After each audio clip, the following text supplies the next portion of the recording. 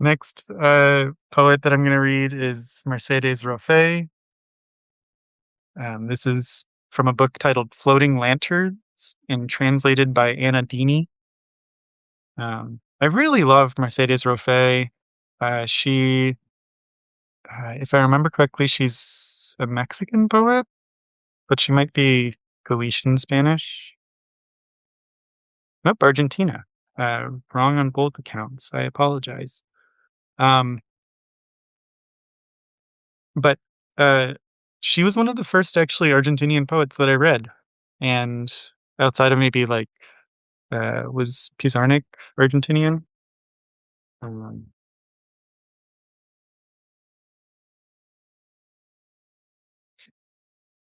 yeah, she was. So probably Pizarnik first, and then Mercedes Roffé.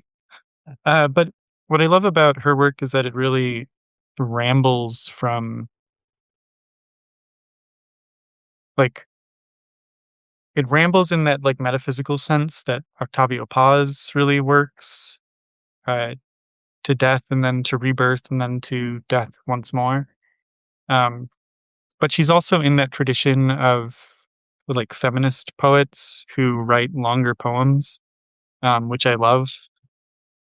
Uh, it's delightful because so much of her work is like bodily, image centric. There's a lot of love and eroticism in it. Um, however, she, yeah, she's just kind of badass in that way. She doesn't allow herself to be limited by, various constraints or like a feeling of need to be small. Also, I mean, I just personally like I can speak Spanish a little bit better, so I'd like to read. I tend to read more Spanish to English poetry and translation just because I feel more confident being able to read and parse the Spanish alongside the English. Um, but all of these poems in this book are just Roman numerals. So this is 15 XV. Yeah, 15. The poem is the face in the mirror, more true than the face and the mirror.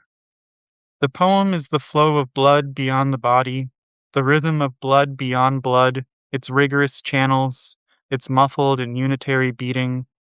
The poem is the rhythm of the other in me, always beyond, where my silence comes up against your rhythm and reverberates in me, that I, sol fa, in the poem, a numinous rhythm, cipher that creates an echo in the echo that is true body, the numinous in you and me, the cycle of the spheres touching and abandoning each other, getting further away, yes, one from the other, but also unbinding itself of itself, each one in its golden, fecund negligence. In its rhythm, I unfold myself. In its metronome, capricious and fleeting, the universe unfolds its hallucinations, its truth. There is no possible translation, or perhaps there is, of the one to oneself, of the one to what blindly searches and triumphs, of what it knows of itself, its poor empire. The poem, I say the music, I say the movement of dance in the body, the one of sculpted stone, and the music in the stroke and in the stone, I say in the poem's steady and sinuous movement, learned cadence, the happiest fall in the crossing of all senses.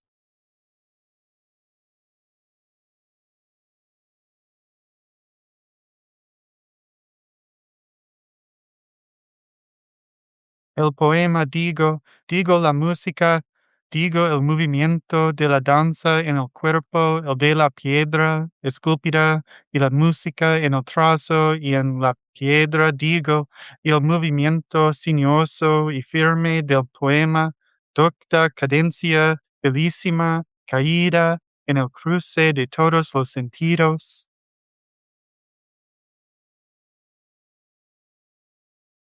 I read the final stanza both in Spanish and English mostly because in English it does this really cool like translation tactic where there's a lot of consonants for the S sound.